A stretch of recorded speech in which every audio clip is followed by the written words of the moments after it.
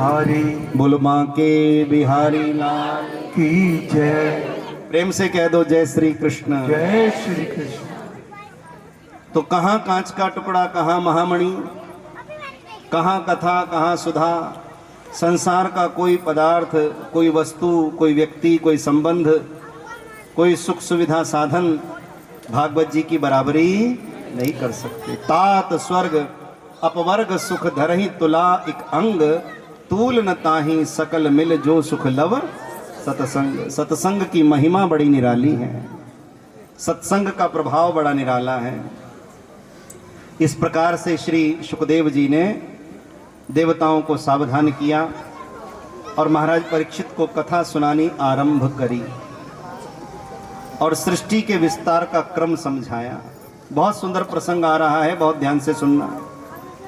आप इतने प्रेम से सुन रहे हो, मेरा मन करता है कि मैं भी आपको बहुत भाव से, प्रेम से, बहुत गहराई से, तन्मयता के साथ भगवान की कथा श्रवण कराऊं।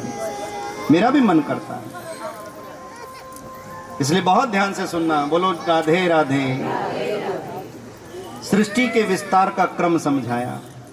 इस सृष्टि का विस्तार, इसकी यात्रा क्या है। कलयुग के अंत में महाप्रलय होती है, जिसकी चर्चा मैंने शुरू में करी कलयुग की। उसी कलयुग के अंत में होती है महाप्रलय। और जब कलयुग के अंत में महाप्रलय होती है तो जो कुछ जगत का विस्तार नजर आ रहा है वो सब जगत का विस्तार जलमग्न हो जाता है। सारा संसार जल में डूब जाता है, जलमग्न हो जाता है। एक भाग पृथ्वी है, 3 भाग जल है।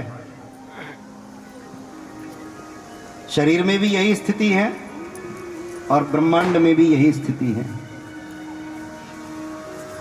कलयुग के अंत में महाप्रलय होती है। महाप्रलय में ये सारी सृष्टि जलमग्न हो जाती है। एक है जिसका विध्वंस नहीं होता। बोले वो कौन है? बोले उसका नाम है ध्वनि। ध्वनि अर्थात शब्द, शब्द अर्थात अक्षर, अक्षर अर्थात जिसका कभी क्षरण न होता हो, जो कभी क्षीण न होता हो, वो अक्षर ब्रह्म। और वो अक्षर ब्रह्म क्या है? ओंकार। क्या है? ओंकार बिंदु संयुक्तम नित्यम ध्यायन्ति योगिनः कामदम मोक्षम चेवशि ओंकाराय नमो नमः। वह ओम, जिसको क्या कहते हैं? प्रणव। क्या कहते हैं? प्रणवाक्षर के मध्य ये तीनों एका। ओम में तीनों हैं, त्रिदेव, ब्रह्मा विष्णु महेश। तो ये जो ओम की ध्वनि है, प्रणव है, इस ध्वनि का विध्वंस नहीं होता, इस अक्षर का क्षरण नहीं होता। ये ध्वनि हर समय रहती है, अभी भी है।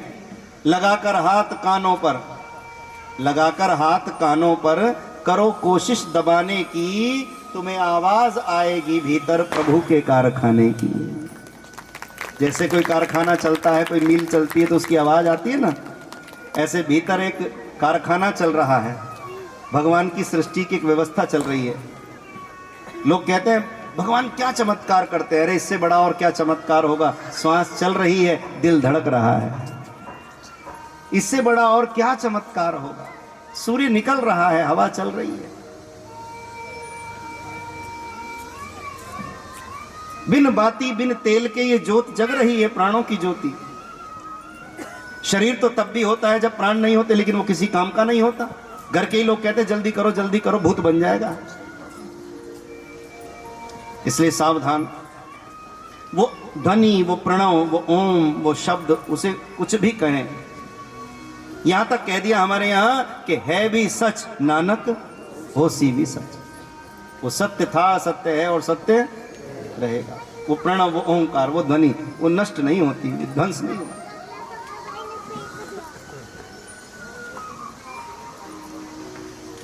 उसी आधार पर उस प्रलय काल के जल में एक हिरण्य गर्भ प्रकट होता है, जिसे कहते हैं सोने का अंडा। हिरण्य गर्भ संवर्तताग्रे भूतस्य जातः पतिरेक आसीत, सदाधार पृथ्वीम ध्यामुते माम कस्मै देवाय हविषा विधेम। उस सोने के अंडे के विस्तार के साथ ही वह फूटता है और उसके भीतर से शेष नारायण की उत्पत्ति होती है। बहुत ध्यान से सुनना। उसके भीतर से शेष नारायण प्रकट होते हैं, उनकी उत्पत्ति होती है।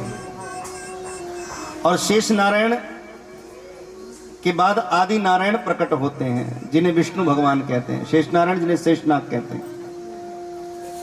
बोलो राधे राधे, फिर कह दो राधे राधे। सर्वप्रथम कलयुग के अंत में महाप्रलय, महाप्रलय के पश्चात वह सोने का अंडा, सोने के अंडे से शेष नारायण, उसके पश्चात आदि नारायण। और ध्यान देना, आदि नारायण की नाभि से कमल, नाभि से कमल, और कमल से चतुर्मुख पुरुष ब्रह्मा जी की उत्पत्ति होती है। और फिर ब्रह्मा जी से ये सारे जगत की रचना होती है। जड़ चेतन गुण दोष में विश्व कीन करतार, ये जो जड़ चेतन की गुण दोष से भरी हुई सृष्टि है, ब्रह्मा जी के द्वारा इसकी रचना होती है। प्रेम से कह दो जय श्री कृष्ण। मेरा निवेदन है, विषय थोड़ा गंभीर हो तो ध्यान थोड़ा ज्यादा लगाना चाहिए, एकाग्रता उतनी ही अधिक लगानी चाहिए, जिम्मेदारी उतनी ही बढ़ जाती है। इसलिए विषय गंभीर है तो हमारी एकाग्रता भी उतनी ही अधिक होनी चाहिए। मैंने क्या क्रम बताया आपको याद है? प्रलय का जल, प्रलय के जल में हिरण्यगर्भ, हिरण्यगर्भ से शेष नारायण, शेष नारायण से के बाद आदि नारायण, शेष नारायण के बाद आदि नारायण, आदि नारायण के नाभि से कमल, कमल से चतुर्मुख पुरुष ब्रह्मा, और ब्रह्मा जी से सारी सृष्टि। बोलो राधे राधे, फिर कहो राधे राधे, फिर कहो राधे राधे। ब्रह्मा जी ने सारी सृष्टि बनाई, और सृष्टि बनाई और उसमें मनुष्य भी बनाया, और मनुष्य को बनाकर ब्रह्मा जी नाचे, जैसे पुत्र के जन्म पर पिता नाचता है, नाचे। विष्णु भगवान ने कहा क्या हुआ? बोले मैंने आप जैसा बना दिया। मनुष्य देखने में नारायण जैसा लगता है, लेकिन नारायण में और मनुष्य में क्या भेद है, अंतर है? अंतर यह है कि विष्णु भगवान में गुण ही गुण है, और मनुष्य में अवगुण ही अवगुण है। मनुष्य तो बीच में बोल पड़ा, पिताजी मेरे लिए क्या किया, मैं क्या करूं? ब्रह्मा जी से, अरे बेटा तुम नीचे जाओ सुख से रहो, धरती पर जाओ सुख से रहो, नीचे जाओ सुख से रहो। तो कहता है कि नीचे तो दुख ही दुख है, संसार में तो दुख ही दुख है। जहां पुस्तक मिले वो पुस्तकालय, जहां औषधि मिले वो औषधालय, और जहां दुख ही दुख मिले वो तो दुखालय है। गीता में भगवान ने संसार को क्या बताया? संसार क्या है? बोले संसार दुखालय है, ये शाश्वत नहीं है, क्षणभंगुर है और दुखों का घर है। इसलिए किसी भी सुख दुख को देखकर हमें विचलित होना नहीं चाहिए, सुख में अहंकार नहीं करना चाहिए, और दुख में ज्यादा दुखी होना नहीं चाहिए, क्योंकि क्षण भंगुर है। सुख भी क्षण भंगुर है और दुख भी क्षण भंगुर है। सुख भी आया है तो विदाई लेगा, और दुख भी आया है तो विदाई लेगा।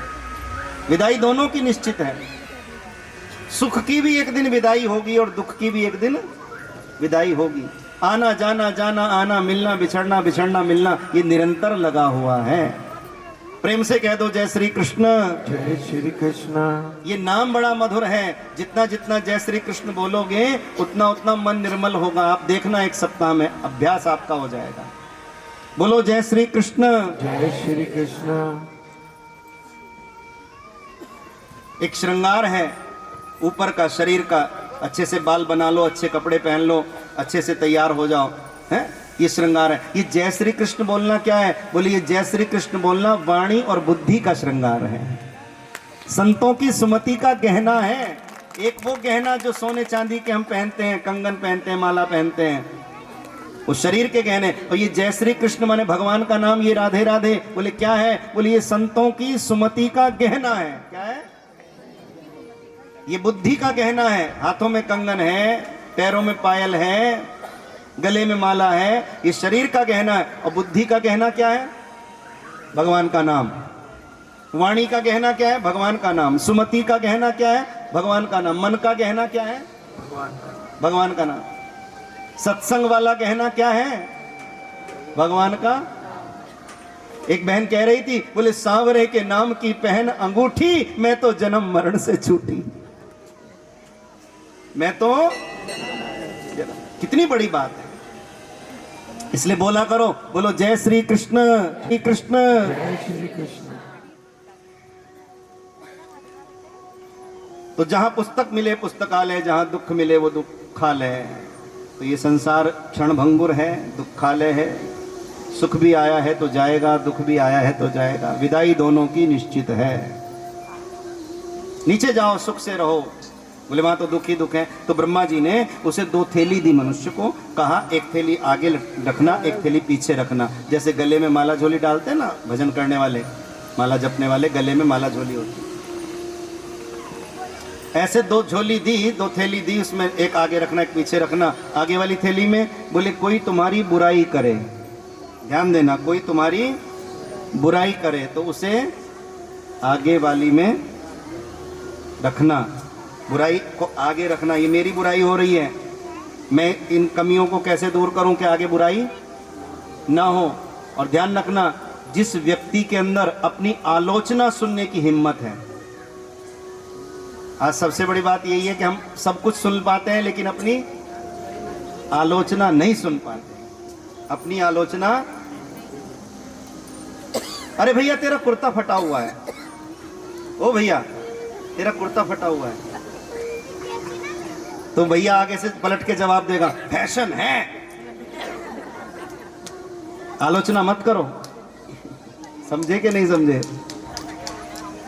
ये नहीं कि भाई घर जा करके मैं अच्छे कपड़े पहनाऊं, बदल के आ जाऊं, ना ना, उसने आगे से जवाब दे दिया, नहीं महाराज जी आपको क्या पता, ये तो फैशन है। मैंने आलोचना नहीं सुन पाया, उसने उत्तर ही ऐसा दे दिया कि आगे से कोई बोल ही ना सके।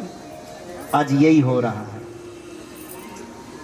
जब हम अपनी आलोचना नहीं सुन पाते तो अपनी ही बुराइयों को हम फैशन का नाम दे देते हैं। ऐसा तो चल रहा है आजकल, होता है। महाराज जी आपको क्या पता, ऐसा तो चल रहा है। और बुराई जब फैशन बन जाएगी तो क्षमा करना, जीवन संकट में पड़ जाएगा, जीवन संकट में पड़ जाएगा। इसलिए बहुत सावधान होने की आवश्यकता है। जिसमें अपनी आलोचना सुनने का साहस है, बुराइयों पर वही विजय प्राप्त कर सकता है। अपने दुर्गुणों पर, अपनी कमियों पर, अपनी गलतियों पर वही विजय प्राप्त कर सकता है। और जरा सी आलोचना सुनकर जो तुरंत तिलमिला जाता है, तुरंत जल भुन जाता है, ऐसा व्यक्ति कभी कामयाब। व्यापार का भी ये नियम है। कई बार ग्राहक कितनी कितनी आलोचना कर देता है हमारी वस्तु की। दुकानदार ग्राहक को सामान दिखाता है और ग्राहक टूट ये नहीं, बेकार, लेकिन वो उसको सुनता है, सहता है और फिर उसी को सामान देता है, उससे व्यापार करता है ग्राहक से। तो जिसमें अपनी आलोचना सुनने की सामर्थ्य है, हर क्षेत्र में ये बात लागू होती है, घर में भी, परिवार में भी, कथा सत्संग में भी, सब चीजों में। जिसमें अपनी आलोचना सुनने की सामर्थ्य है वही बुराइयों पर विजय प्राप्त, अपने दुर्गुणों पर विजय प्राप्त कर सकता है। इसलिए एक थैली आगे रखना और एक थैली पीछे रखना। पीछे वाली थैली में क्या रखना? बोले कोई तुम्हारी बड़ाई करे तो बड़ाई को पीछे रखना। बोले क्यों? बोले मेरी बड़ाई नहीं हो रही, मैं कहाँ इस काबिल हूं, मैं थोड़ी कर रहा हूं, ये तो मेरे परमात्मा ने ऐसा करा दिया, मेरे गुरु महाराज ने ऐसा करा दिया, मेरे बड़े बुजुर्गों के आशीर्वाद ने ऐसा करा दिया। ऐसा उन श्रेय खुद मत लेना। कहीं श्रेय मिले तो श्रेय खुद मत लेना, श्रेय परमात्मा को देना। श्रेय अपने बड़े बुजुर्गों को, माता पिता को, अपने गुरुजनों को, अपने गुरु महाराज जी को, उनको श्रेय देना, तो तुम्हारा श्रेय और बढ़ जाएगा, तुम्हारा सम्मान और बढ़ जाएगा। प्रेम से कह दो। जय श्री कृष्ण फिर कह दो। जय श्री तो कृष्ण 2 थैली दे दी, एक आगे एक पीछे। आगे में बुराई को रखना, पीछे बड़ाई को रखना। मनुष्य आया संसार में, संसार में आने की घटना का नाम है जन्म। जन्म हुआ तो बधाई बज रही थी, लड्डू पेड़े बट रहे थे, आनंद उत्सव मनाया जा रहा था। और इसी में, इसी क्रम में सावधानी हटी और दुर्घटना घटी। घटी। परिणाम क्या हुआ? आगे वाली थैली पीछे हो गई, पीछे वाली थैली आगे हो गई। आया था सुखी होने के लिए, हो गया दुखी। मान बड़ाई को तो आगे रखता है, देखो मैंने किया, मैंने किया, देखो देखो। भैया जरा फोटो ले ले, हाथ लगा ले बेटा, हाथ खींच। हैं? बोलो राधे राधे। राधे और बुराई राधे। पे ध्यान ही नहीं देता। अरे अरे खींच के, कोई बोले डिलीट कर दे। कोई माला पहना है तो बोले फोटो खींचो, कोई मारे तो रहने दे भैया। बोलो राधे राधे। राधे राधे। बुराई पर ध्यान ही, बोले बोलते रहते, पता नहीं कितने हैं बोलते रहते। अखबार में बुढ़िया बुढ़िया राशि फल पढ़ती हैं, बुढ़िया 90 साल की अम्मा। बहू आभा मेरा चश्मा ला,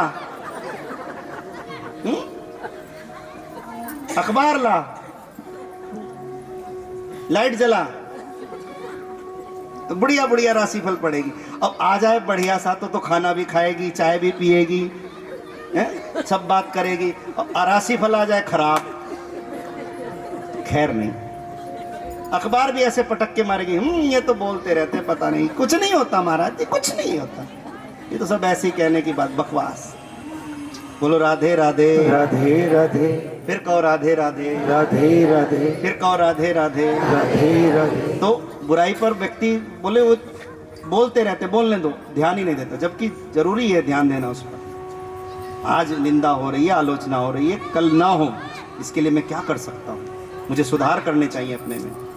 प्रेम से कह दो जय श्री कृष्ण। जय श्री कृष्ण। फिर कह दो जय श्री कृष्ण। जय श्री फिर कृष्ण। कह दो जय श्री कृष्ण। जय श्री कृष्ण। 2 थैलियां दी, आगे वाली थैली पीछे हो गई, पीछे वाली थैली आगे हो गई। आया था सुखी होने के लिए, हो गया दुखी। और ये दुख ही तो मनुष्य को विचलित कर रहा है, परेशान कर रहा है। बोले दुख का कारण क्या है? बोले सुख की इच्छा ही दुख का कारण है। किसी से सुख की इच्छा ही दुख का कारण है। हम किसी से इच्छा रखते हैं, हम वहां जाएंगे, ऐसा होगा, वैसा ना हुआ तो दुखी हो गए। सुख की इच्छा ही दुख का कारण है, इसलिए इच्छा रखो ही मत। आशा एक राम जी से, दूजी आशा छोड़ दे, नाता एक राम जी से। बस यही समझने वाली बात है। ब्रह्मा जी आराम करने के लिए बैठे, ब्रह्मा जी के दाहिने चरण से अंगूठे से आवाज आई, मुझे बाहर निकालो, मुझे बाहर निकालो। संकल्प से ब्रह्मा जी ने उस पुरुष को प्रकट किया। उस पुरुष में सब प्रकार की दक्षता विद्यमान है। ब्रह्मा जी ने उस पुरुष को नाम दिया दक्ष, और वही दक्ष आगे चलकर हुए प्रजापति दक्ष, जिन्हें कहते हैं दक्ष प्रजापति। क्या कहते हैं? दक्ष और वीरणी के यहां हर्याश्व नाम के 10,000 पुत्र हुए। पिता की आज्ञा से संसार की वृद्धि करने के लिए चले, सृष्टि का विस्तार, शादी ब्याह करें, घर गृहस्थी करने के लिए चले। रास्ते में नारद जी मिल गए, छुपे बैठे थे झाड़ियों में। अरे बेटा सुनो, रुको जरा, कहाँ जा रहे हो? शादी ब्याह करने जा रहे हैं, जल्दी बताओ। बोले ये बताओ, तुमने ऐसा पेड़ देखा है जो उल्टा उगा हुआ हो, जड़ें ऊपर, पत्ते और प्रसार सब नीचे? बोले नहीं देखा। बोले जाओ गृहस्थी बसाओ, बहुत जल्दी ऐसे वृक्ष का दर्शन होगा। अच्छा एक बात और बताओ। बोले क्या? बोले तुमने ऐसी नदी देखी है जो दोनों दिशाओं में बहती हो? बोले नहीं। बोले जाओ गृहस्थी बसाओ, उस नदी का भी शीघ्र दर्शन होगा। अब उनके तो कदम ठिठक गए और वो रुक गए और कहते हैं ना पहले बताओ आप, तब हम आगे जाएंगे। और नारद जी क्या चाहते थे? यही चाहते थे कि रुके, मेरी बात सुने। नारद जी आए और कहने लगे देखो वो जो उल्टा उगा हुआ है पेड़ है, उस पेड़ का नाम है संसार। क्या नाम है?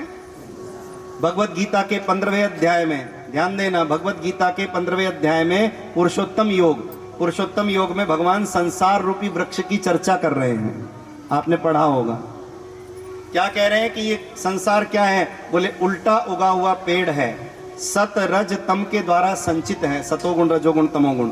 सत रज तम के द्वारा संचित है। विषय विकारों की नई नई कपोलें इसके ऊपर फूट रही हैं। जितना काटो उतना ये बढ़ता है। पत्ते नीचे हैं, जड़ें ऊपर हैं। जितना काटो उतना ये बढ़ता है। युद्ध के मैदान में योद्धा एक खड़ग से विजय प्राप्त करता है और साधना के क्षेत्र में साधक 2 खड़ग से विजय प्राप्त करता है। बोले कैसे? बोले अभ्यास रूपी खड़ग से वो बाहर के संसार पर विजय प्राप्त करता है और वैराग्य रूपी खड़ग से वो भीतर के संसार पर विजय प्राप्त करता है। अंत में मुझी को प्राप्त कर लेता है। ये भगवान के वाक्य हैं। इसमें अपनी तरफ से मैंने कुछ भी नहीं कहा। प्यार से कह दो जय श्री कृष्ण। जय श्री कृष्ण। और उदाहरण सहित समझाया। अच्छा, जो जैसा होता है वो वैसा ही उदाहरण देता है। अभी भगवत गीता जयंती गई, गीता जयंती मनाई संसार में। जो जैसा होता है वो वैसा ही उदाहरण देता है। अब कोई मान लो हलवाई का काम करता है तो भजन भी ऐसा ही गाएगा, राम नाम लड्डू गोपाल नाम घी, क्योंकि काम ही उसका। बोलो राधे राधे। राधे राधे। बोलो राधे राधे। राधे राधे।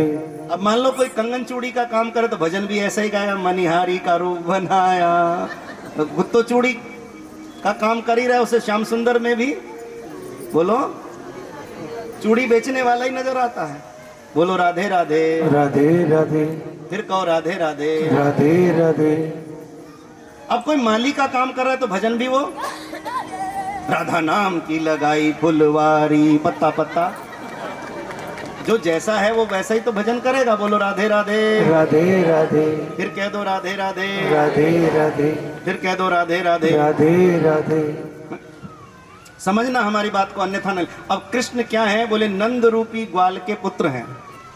नंद बाबा गोपालन करते हैं, इनके यहाँ गायें पाली जाती हैं, तो ये नंद रूपी ग्वाल के पुत्र हैं, ये भी गोपाल हैं। तो इन्होंने इसी तरह से समझाया भगवत गीता। कैसे? बोले जैसे ग्वाला सब गायों को इकट्ठा करता है और सब गायों को इकट्ठा करके फिर उनके बछड़े छोड़ता है, वो बछड़े माँ का स्तनपान करते हैं, फिर दूध आता है, वो सब दूध को इकट्ठा करता है और फिर वो दूध जाकर के सबको देता है, बांटता है, माखन इत्यादि निकालता है, जो भी कर्म है उसका वो करता है। तो इसी तरह से ये गोपाल कृष्ण है। कौन है? गाय को पालने वाले श्री कृष्ण, गोपालन करने वाले श्री कृष्ण। तो उन्होंने क्या किया? बोले सब उपनिषदों को मानो गाय बना लिया। सब उपनिषद जो हैं हमारे, सारे उपनिषद, सभी उपनिषदों को मानो कृष्ण जी ने गाय बना लिया। और बोले अर्जुन को क्या बनाया? बोले अर्जुन को सुधीर भोक्ता, बछड़ा बनाया। ऐसा बछड़ा जो अपनी ममतामयी मां को जाकर उसके वात्सल्य और स्नेह को प्राप्त कर रहा है। सब उपनिषदों को गाय बनाया और अर्जुन को बोलो बछड़ा बनाया। उपनिषद को गाय बनाकर, अर्जुन को बछड़ा बनाकर, और हम सब के लिए कौन सा दूध निकाला? बोले गीता रूपी अमृत जैसा दूध भगवान ने निकाला। गीता अमृतम, गीता रूपी अमृत दूध भगवान ने निकाला। और फिर अर्जुन के माध्यम से वो भगवान ने हम सबको बांटा, हम सबको बांटा, प्रदान किया। तो उदाहरण भी ऐसा ही दे रहे हैं भगवान। दूध होता है, दूध से दही बनता है, दही में से माखन प्राप्त होता है और माखन से घी बनता है। ये यात्रा है, माताएं जानती हैं, रोज का काम है इनका। तो दूध, दूध से दही, दही से माखन, माखन से घी, ऐसे ही जीवन की यात्रा है भगवान बता रहे हैं। बहुत ध्यान से सुनना। जय श्री कृष्ण बोलो। जय श्री कृष्ण। ऐसे ही जीवन की यात्रा है। पहले ब्रह्मचारी, फिर ब्रह्म ज्ञानी, फिर ब्रह्मनिष्ठ और अंत में ब्रह्मलीन। अंत में ब्रह्मलीन। अब मिलाओ, मिलान करो। कैसे मिलान करो? जैसे मिलाते हैं ना, बच्चे पढ़ाई करते हैं, सही से सही मिलाते हैं, ऐसे निशान लगाकर पढ़ाई करवाती है दादी अम्मा। ऐसे मिलाओ, सही मिलाओ। दिन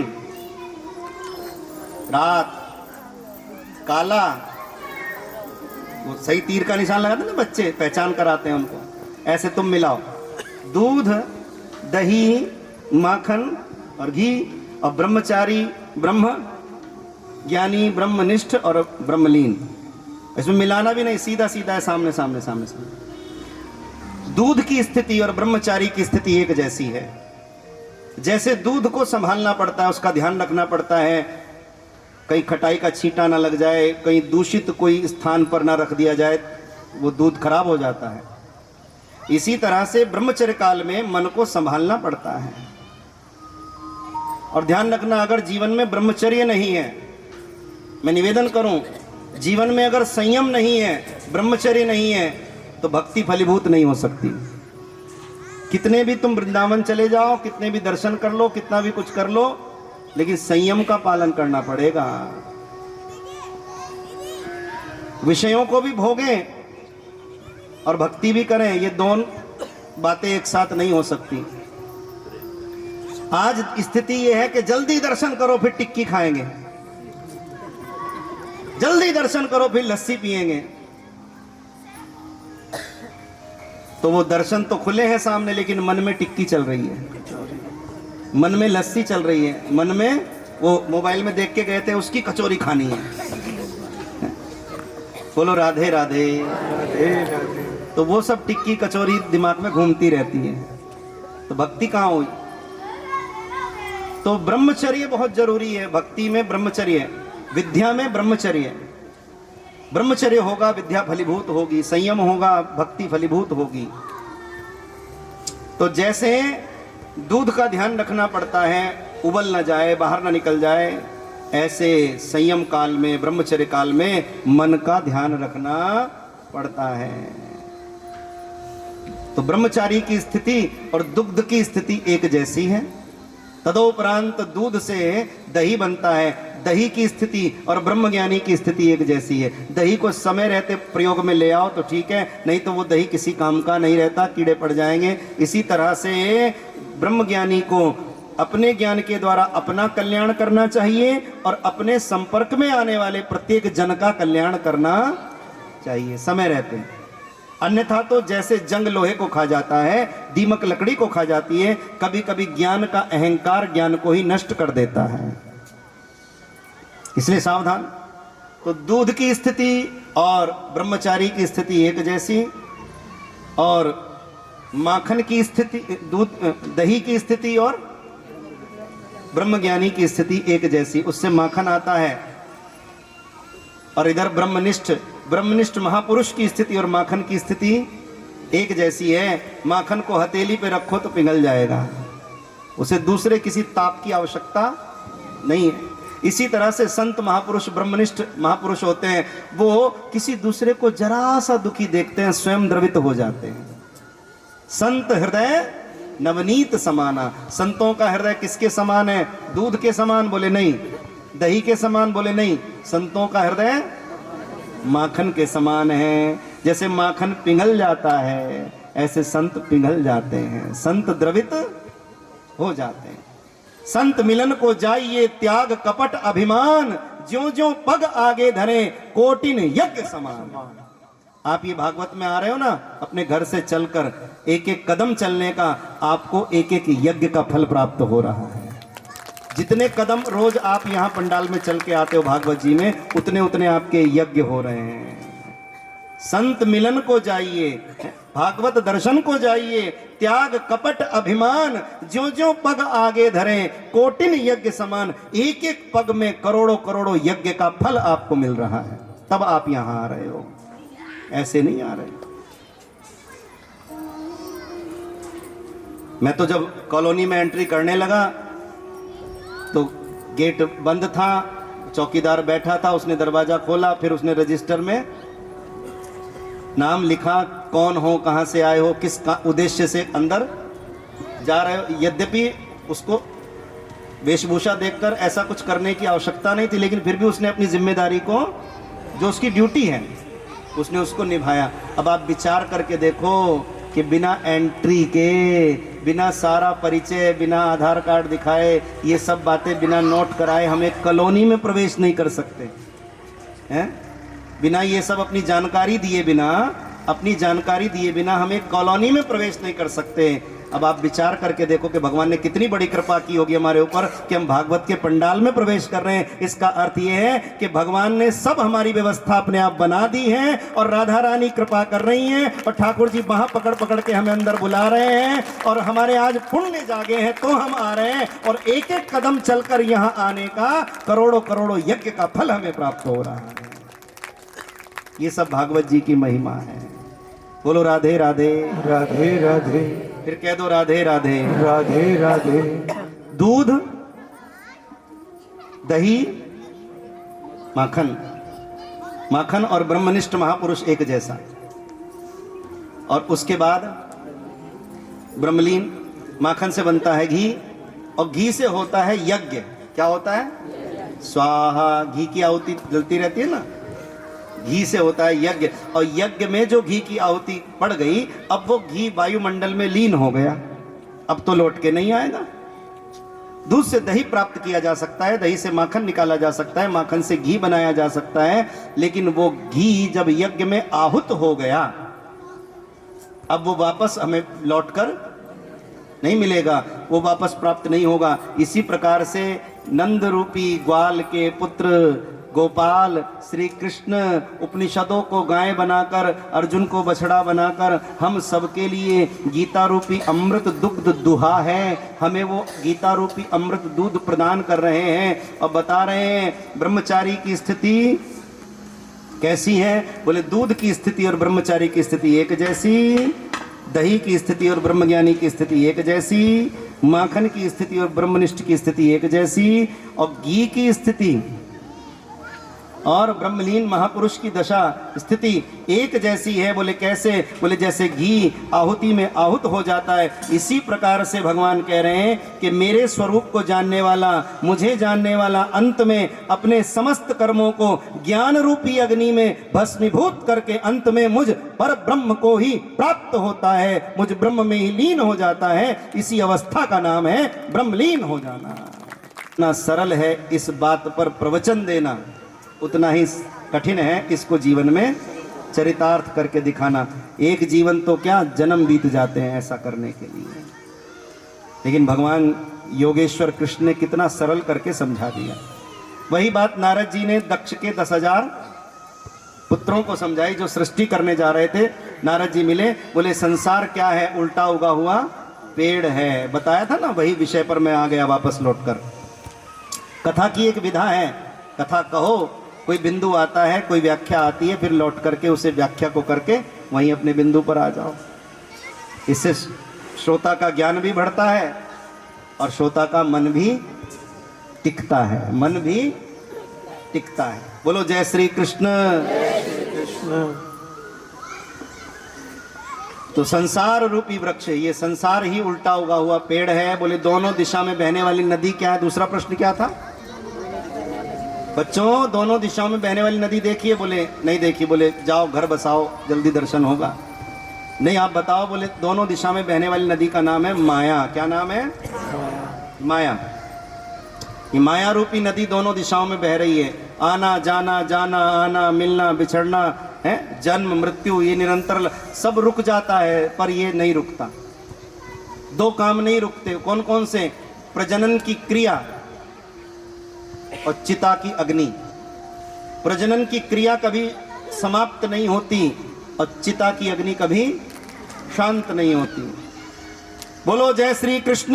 जय श्री कृष्ण। इतनी ही देर में अनंत जीव संसार में पैदा हो गए।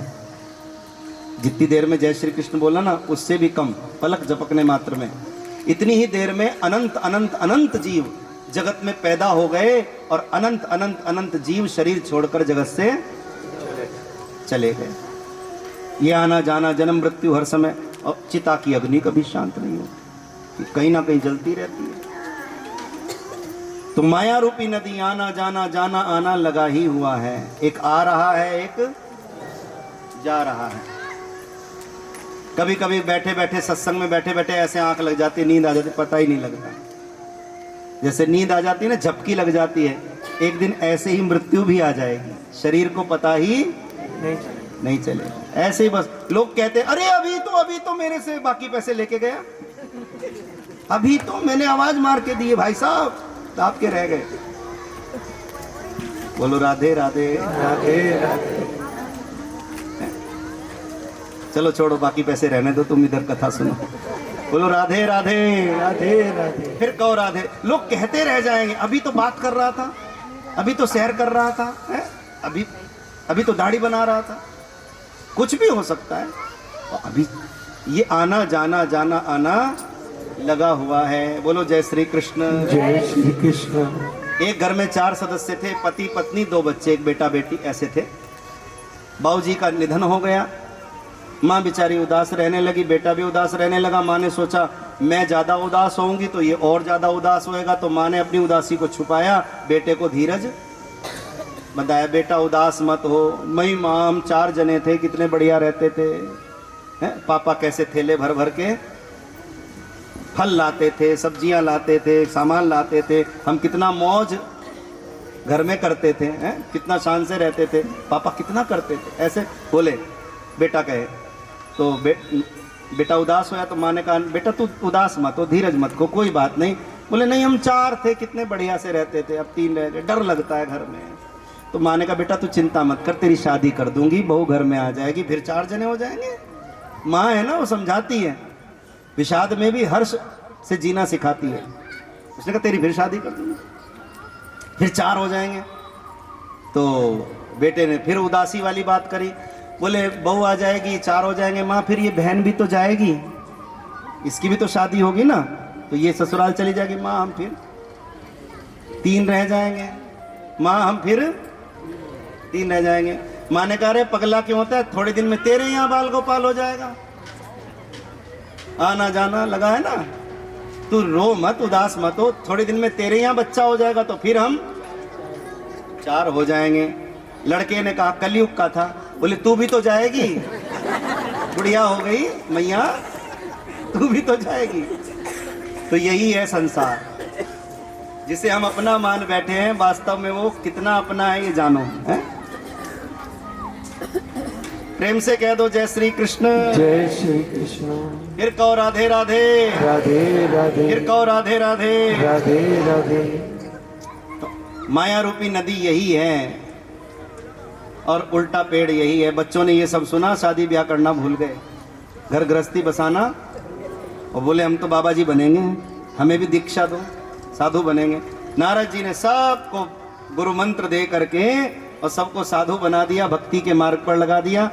पुराण की भाषा में कहूं, पुराण में तो ये लिखा है कि नारद जी के उपदेश से दक्ष के 10,000 पुत्र प्रवृत्ति का मार्ग छोड़कर निवृत्ति के मार्ग पर चले गए। क्या लिखा है? बिल्कुल यही लिखा है, निवृत्ति के मार्ग पर, निवृत्ति के मार्ग पर चले गए।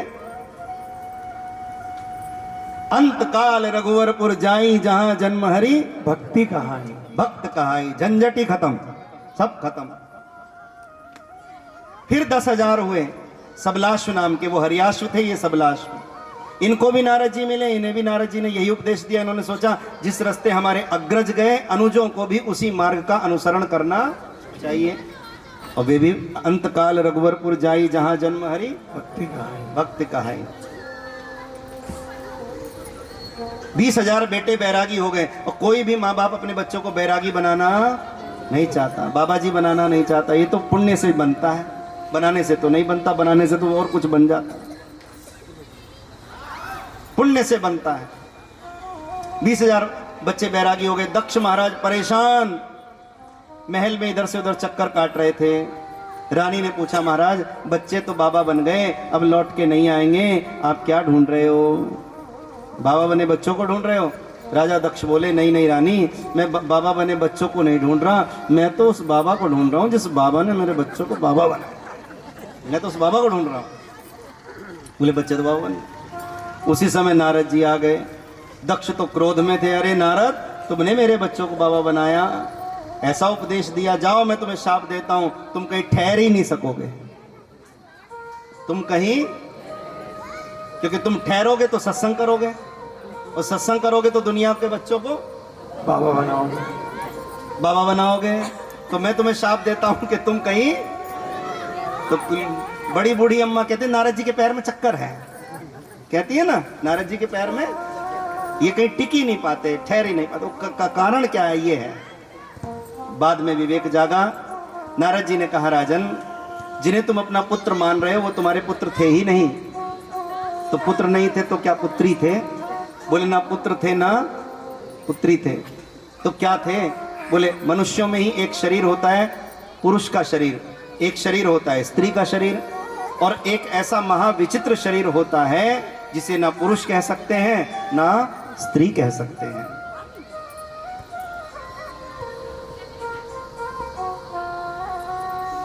ऐसा शरीर, और उनके सबके शरीर ही ऐसे थे, वो गृहस्थी संसार के योग्य ही नहीं थे। आगे चलकर उनके द्वारा तुम्हें अपयश की प्राप्ति होती। मैंने निवृत्ति का मार्ग दिखाकर उनका कल्याण कर दिया, तुम्हें अपयश से बचा लिया, तो क्या बुरा किया? और जिनके लिए तुम रो रहे हो वो तो कब के अंतकाल रघुवरपुर जाई जहां जन्म हरि, और तुम रो रहे हो। रोते काहे को हो? रो मत। तब उनको संतोष हुआ। और अब देखो नारद जी की उदारता, ये शाप सहकर भी वो कल्याण कर रहे हैं। शाप सहकर भी वो, जैसे माँ बाप संतान के कड़वे वचन सहकर भी संतान का भला ही सोचते हैं, ऐसे सोच रहे हैं। और तब नारद जी कहते हैं कि राजन, जिनके लिए तुम रो रहे हो वो तो कब के भवसागर से पार हो गए। अब मैं क्या करूं? राजा ने पूछा। बोले तुम भगवती की साधना करो। भगवती की साधना करी। सप्तमी की रात्रि भगवती ने दर्शन दिए तो रानी ने कहा, हे भगवती जगदम्बा, वैसे तो तू जगतजननी महाशक्ति शिव की शिवानी भवानी है, लेकिन मेरे लिए, मेरा मातृत्व साकार करने के लिए मेरी बेटी बनकर मेरे घर में आ। तो वो भगवती भवानी उनकी पुत्री बनकर आई और कह दिया कि देख, मैं बेटी तो बन के आऊंगी रानी, लेकिन अगर किसी दिन तेरे पति के द्वारा मेरे पति का अपमान हुआ तो शरीर छोड़ दूंगी। आगे चलकर घटना का क्रम कथा कहता है कि वही भगवती भवानी जगदम्बा जगजननी शक्ति शिवानी राजा दक्ष की पुत्री बनकर सती नाम की कन्या के रूप में प्रकट हुई। और समय आने पर सती का विवाह भगवान शंभु के, भगवान शिव के साथ हुआ। ब्रह्मा जी ने कन्यादान किया।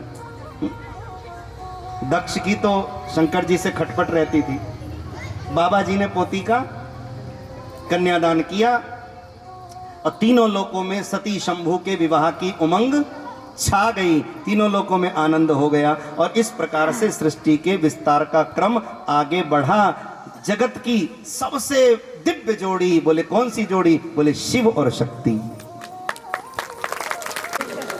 शिव शक्ति। आगे चलकर वही शक्ति पार्वती कहलाई। इसलिए हमारे यहां आशीर्वाद दिया जाता है तो ये नहीं कहते कि तुम सीता के समान पति को प्रिय हो जाओ, तुम रुक्मणी के समान पति को प्रिय हो जाओ, तुम लक्ष्मी के समान पति को प्रिय हो जाओ, ऐसे नहीं कहते। क्या आशीर्वाद देते हैं? हमारे यहाँ कहते हैं कि जैसे शंकर जी पार्वती को प्रेम करते हैं ऐसे तुम्हारे पति बिटिया तुम्हें प्रेम करें, ऐसा आशीर्वाद देते। पार्वती सम पति प्रिय हो, तुम पार्वती के समान पति को प्रिय हो जाओ, क्योंकि इनके प्रसंग में वियोग नहीं है। इनके प्रसंग में वियोग नहीं है। बाकी दरबार की पूजा है और शिव के परिवार की पूजा है। शिव परिवार, परिवार के आदर्श माने जाते हैं भगवान शिव। इस प्रकार से कथा के क्रम को आगे बढ़ा रहे हैं। श्री सुखदेव जी महाराज मनु महाराज का वर्णन करते हैं और उसमें भी मनु महाराज की संतानों का वर्णन, पुत्रों का वर्णन किया। और पुत्रों के वर्णन में भी बताया कि पुत्र हैं, बड़े प्यारे से पुत्र हैं। बोले कौन? उद्दानपाद और प्रियव्रत। और उसमें भी महाराज उद्दानपाद का वर्णन आता है जिसमें उनके दो पुत्र हैं, ध्रुव और उत्तम। ध्रुव और दो रानियों से दो पुत्र, सुनीति से ध्रुव और सुरुचि से उत्तम। और उसमें भी ध्रुव जी महाराज के चरित्र का वर्णन आ रहा है। बोलो जय श्री कृष्ण। जय श्री कृष्ण। ध्रुव जी ने क्या किया? बोले ध्रुव जी ने भगवान के नाम की महिमा का प्रसार किया, नाम की महिमा को बढ़ाया। और ध्रुव जी ने प्रेम से नहीं, ध्रुव जी ने तो ग्लानि से भगवान का नाम लिया था।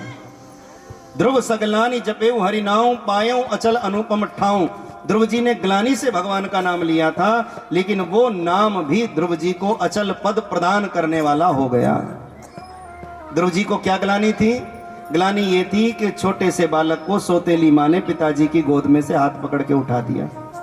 राजा की गोद में बैठने का इतना ही चाव है तो कहीं पर्वत से कूद के मर जा, मेरी कोख से जन्म ले, तब तू राजा की गोद में बैठेगा।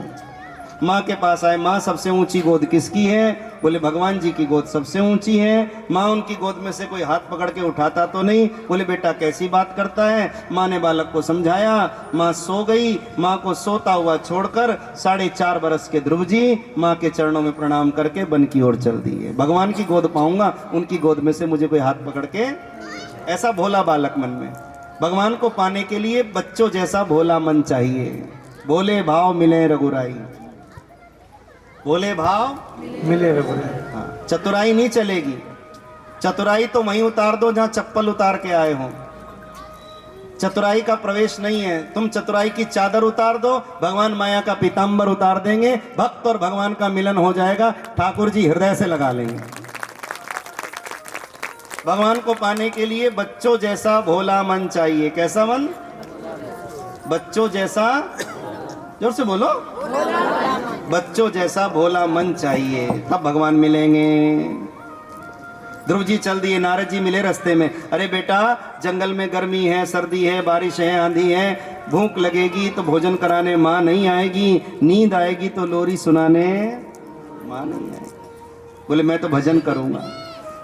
किसी भी प्रयास से ध्रुव जी हटने को तैयार नहीं। नारद जी को ध्रुव जी पर दया आ गई और नारद जी ने देख लिया कि थोड़ी देर में जिस बालक को परमात्मा की गोद मिलने जा रही है, अभी पहले अपनी गोद में उसे बिठाकर मैं अपनी गोद को धन्य कर लूं। नारद जी ने ध्रुव जी को गोद में बिठाया, बेटा मेरी गोद में बैठो।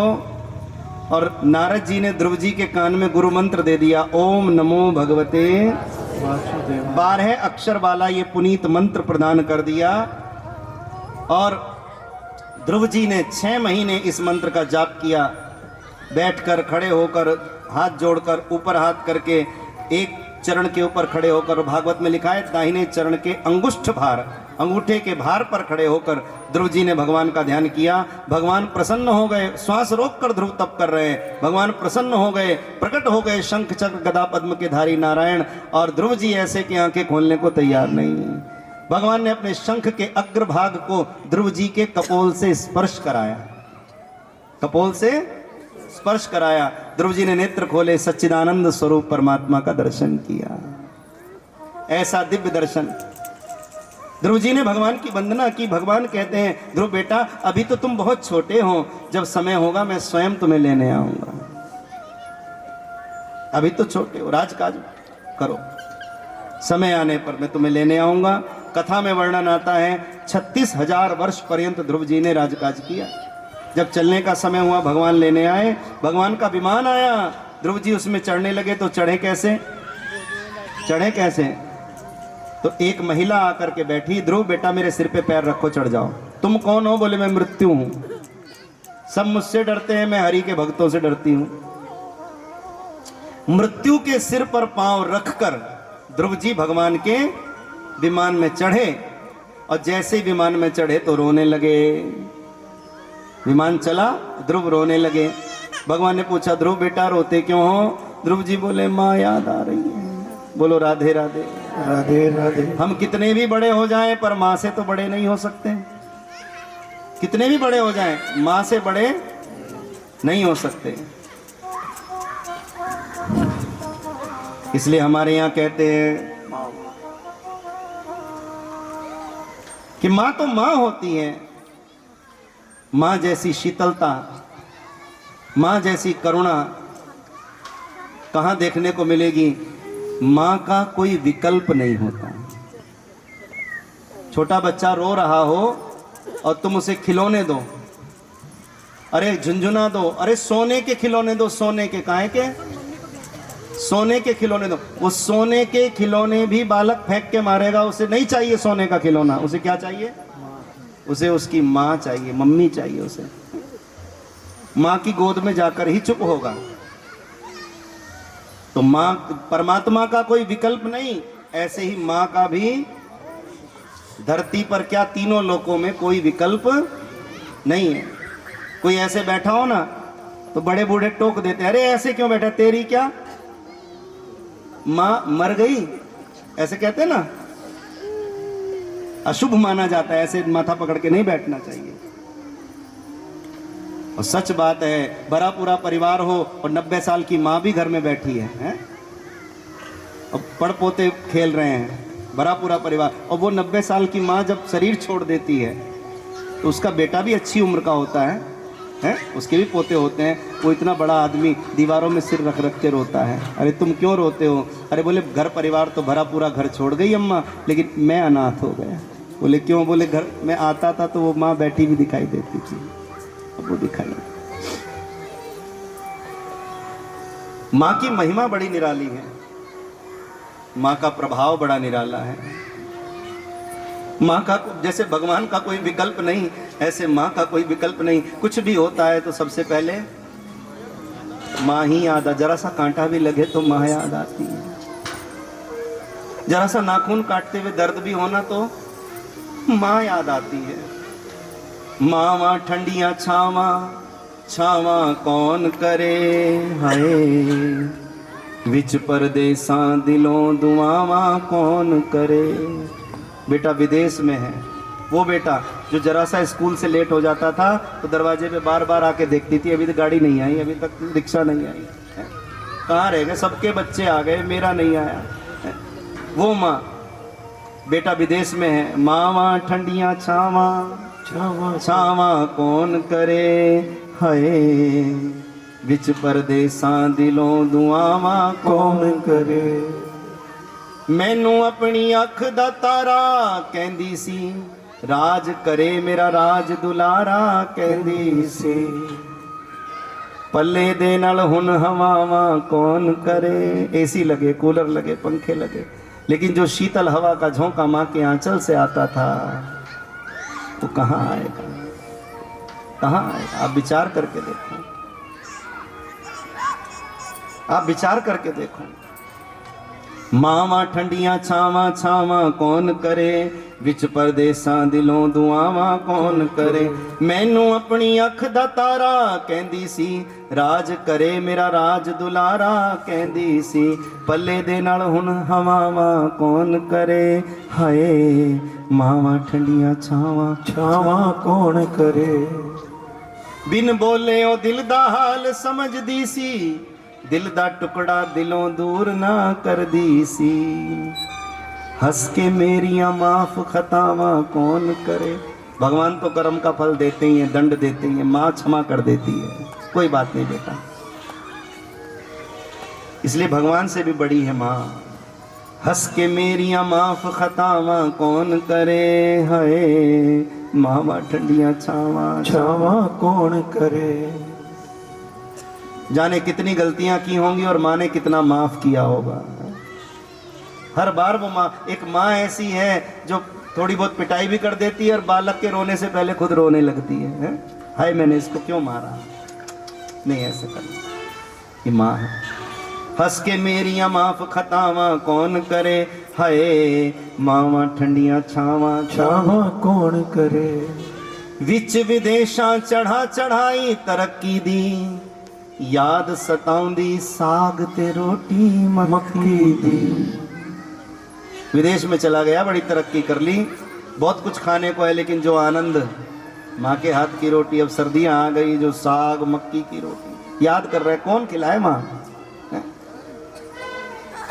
वो किसी ऑर्डर से तो आ नहीं सकती वो माँ के हाथ की रोटी। विच विदेशा चढ़ा चढ़ाई तरक्की दी, याद सताउंदी साग ते रोटी मक्की दी। ये माँ है जो फुलके को फूला हुआ देखती है तो कहती है बेटे को भूख बहुत तेज लग रही है, फुलका फूल रहा है ना, भूख, गरम गरम फुलका हाथ पे उठा लाएगी, ऐसे ऐसे मक्खन लपेटती ले आएगी।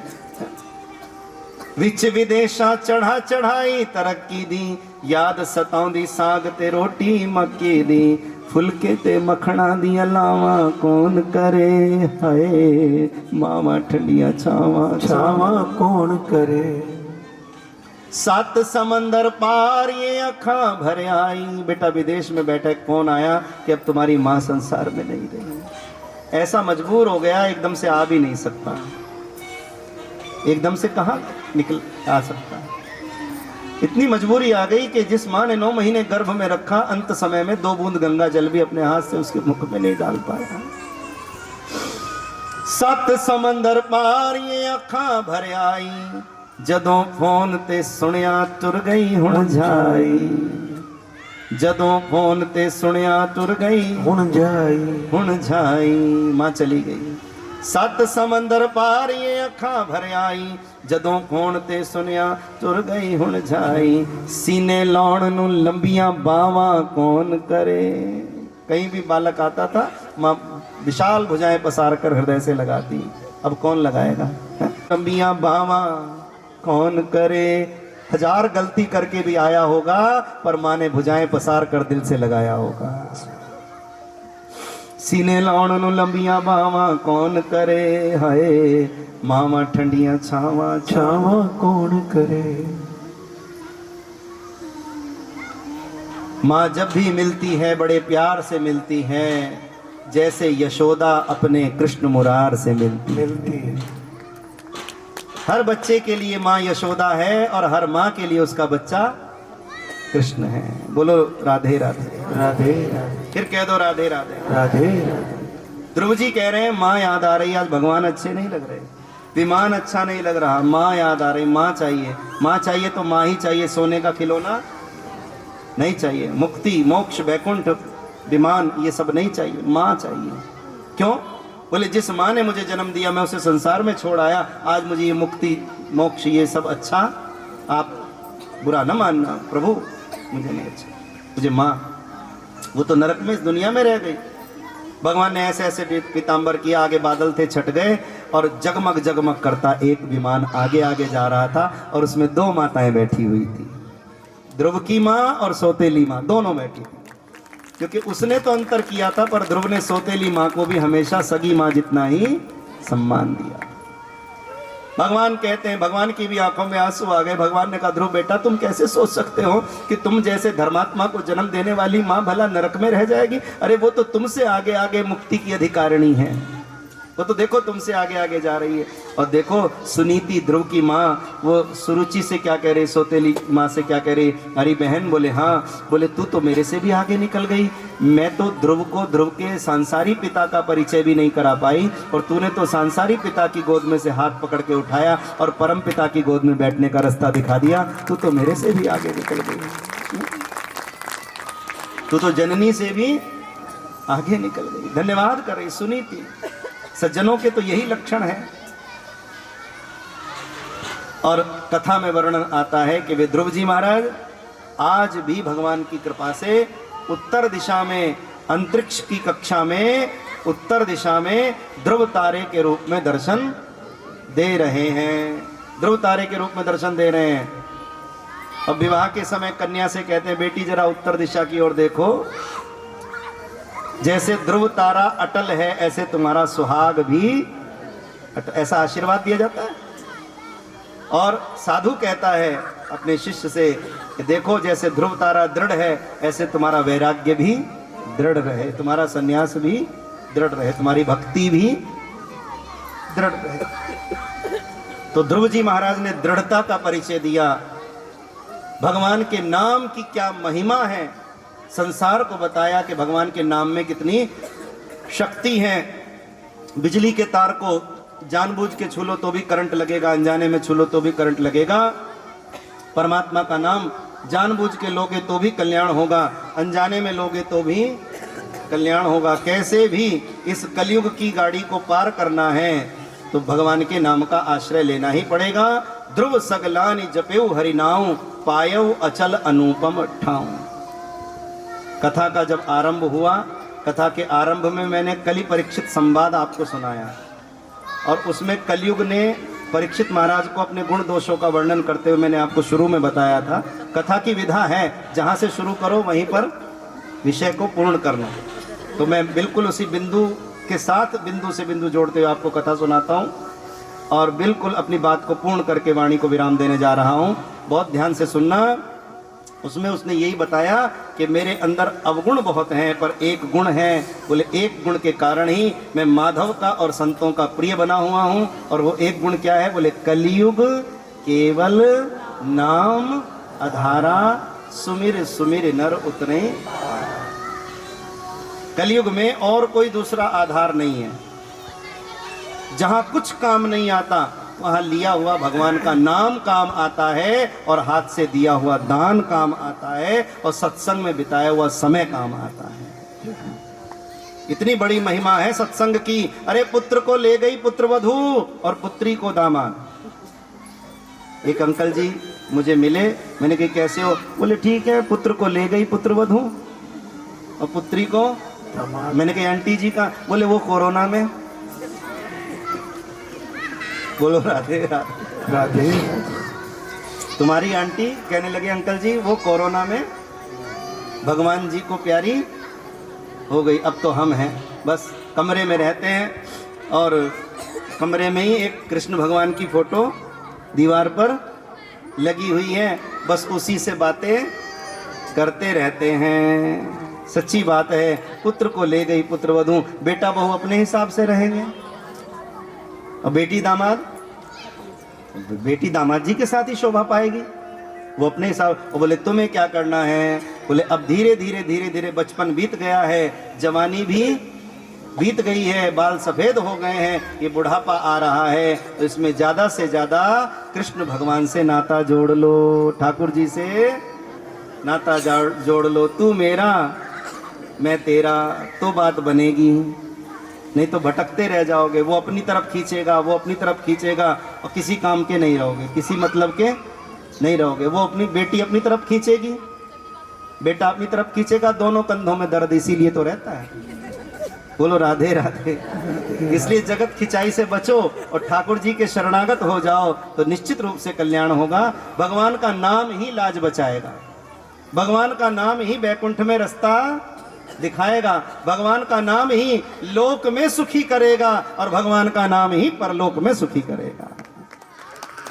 दुनिया में पैदा हुआ किसी ने भी नहीं छुआ, जन्म के समय तुझे दाई ने संभाला है, कभी हंसे कभी रोए जननी के संग सोए, बालक बने में तुझे माई ने संभाला है। यौवन भी नष्ट हुआ, बुढ़ापे में कष्ट हुआ, चारों खाने चित्त चारपाई ने संभाला है। दाई माई चारपाई 4 दिन काम आई और अंत समय में रघुराई ने संभाला है। अंत समय में रघुराई ने तो वो सब संभालते हैं थोड़ा थोड़ा, थोड़े दिन मेरे यहाँ रह ले, थोड़े दिन उसके यहाँ रह ले, ये थोड़ा थोड़ा सब संभालते हैं, लेकिन पक्का संभालते तो ठाकुर जी हैं। इसलिए ठाकुर जी से नाता जोड़ लो, निश्चित रूप से कल्याण होगा, निश्चित रूप से आनंद होगा।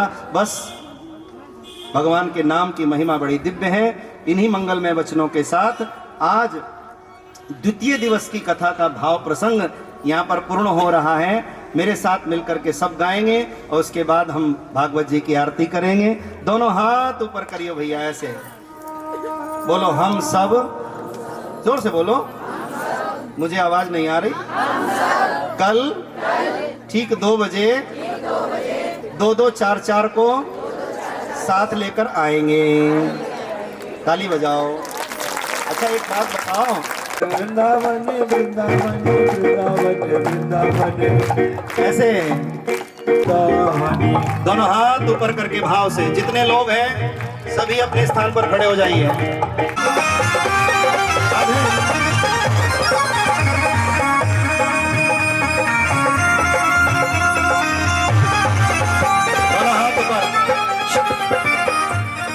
पंख होते तो उड़ आती वृंदावन, पंख होते तो उड़ आती वृंदावन, वृंदावन वृंदावन वृंदावन वृंदावन वृंदावन वृंदावन वृंदावन वृंदावन। पंख होते तो उड़ आती वृंदावन, पंख होते तो उड़ आती वृंदावन। दिल का हाल सुनाती वृंदावन, दिल का हाल सुनाती वृंदावन। मेरा दिल चोरी करे, दोनों हाथ ऊपर, और मैं फिर कहूँ सीधे हाथ की तरफ जरा 7 बार घूम जाओ ऐसे परिक्रमा। मेरा दिल चोरी करे, नीले पीतांबर वाला, मेरा दिल चोरी करे, नीले पीतांबर वाला, नीले पीतांबर वाला, हो काली कमलिया वाला, नीले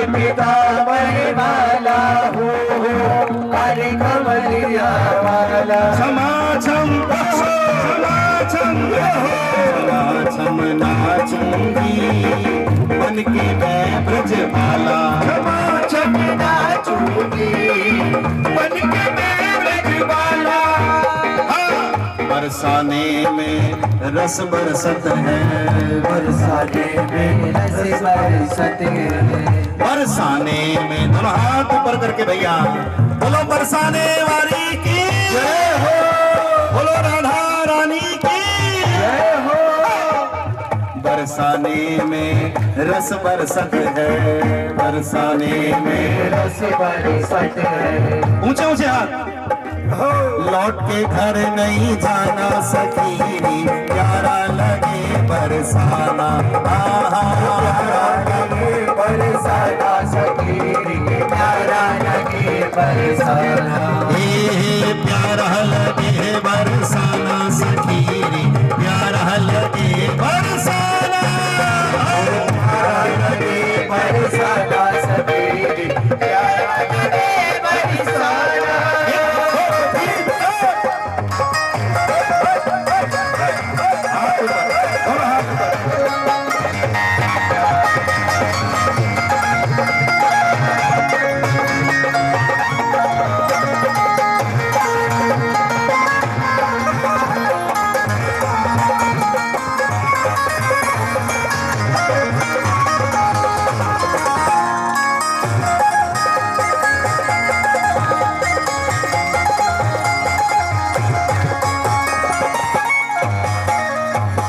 बरसाने में ऊंची अटारी, बरसाने में ऊंची अटारी, बरसाने में ऊंची अटारी है, बरसाने में ऊंची अटारी। नीचे खड़े हैं कान्हा सखीरी, प्यारा लगे बरसाना है भैया, प्यारा लगे बरसाना सखी, प्यारा लगे बरसाना। जय राधे राधे श्याम राधे, दोनों हाथ ऊपर करके जय राधे राधे श्याम राधे।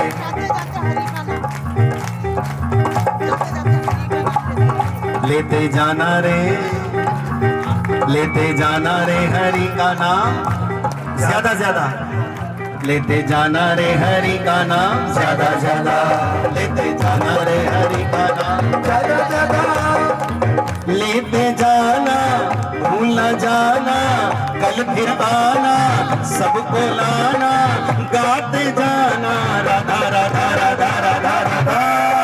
जय जय श्री राधे, जय जय श्री राधे। लेते जाना रे हरि का नाम, ज्यादा ज्यादा लेते जाना रे हरि का नाम, ज्यादा ज्यादा।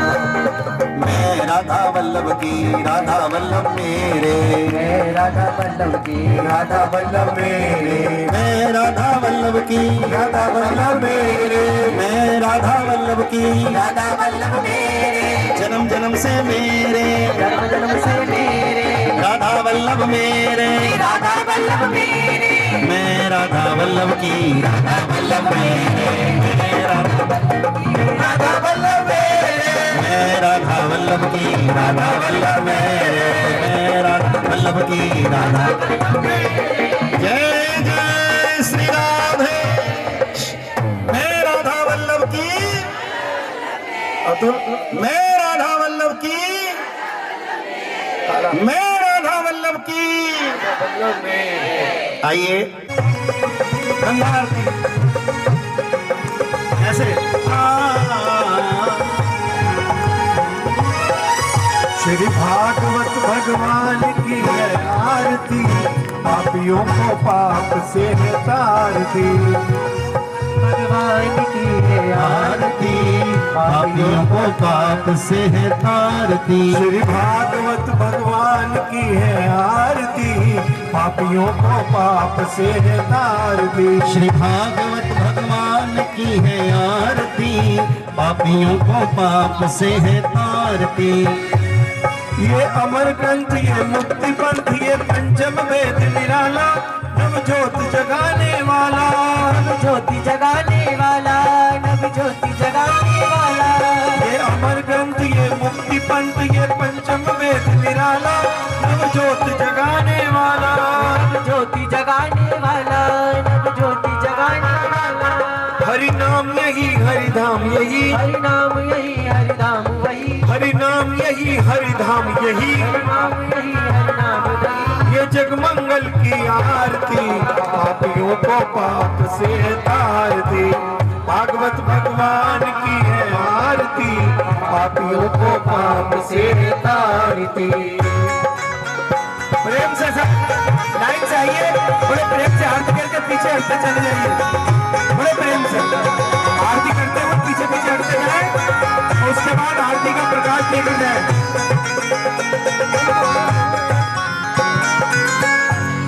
ये शांति की पावन पुनी से तारती, श्री भागवत भगवान की है आरती, पापियों को पाप से तारती।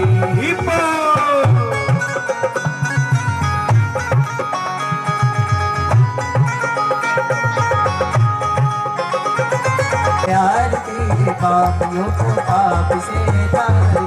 भागवत भगवान की है आरती, पापियों को पाप से है तारती। ये भागवत भगवान की है आरती, पापियों को पाप से है तारती, पापियों को पाप से है तारती। कर्पूर गौरम करुणावतारम संसार सारम भुजगेन्द्रहारम सदा वसंतम हृदयारविंदे भवम भवानी सहितम नमामि। त्वमेव माता च पिता त्वमेव बन्धुश्च सखा त्वमेव विद्या द्रविणं त्वमेव सर्वं मम देव देव। अच्युतं केशवं राम नारायणं कृष्ण दामोदरं वासुदेवं हरि श्रीधरं माधवं गोपिकावल्लभं जानकी नायकं रामचंद्रं भजे। हरे राम राम राम हरे हरे, हरे कृष्ण कृष्ण कृष्ण हरे हरे। नाना सुगंधि पुष्पाणि यथा कालोद्भवानि च पुष्पांजलिं तद्ग्रहाण परमेश्वर मंत्र पुष्पांजलिं समर्पयामि। थाली पीछे ले जाइए, अब आरती मत की। कल्याण हो, गौ माता की जय हो, गंगा मैया की जय हो, गीता माता की जय हो, गायत्री माता की जय हो, भारत माता की जय हो, भारत के वीरों की जय हो, भारत के शहीदों की जय हो, आज के आनंद की जय हो, भक्त और भगवान की जय हो, भागवत महापुराण की जय हो।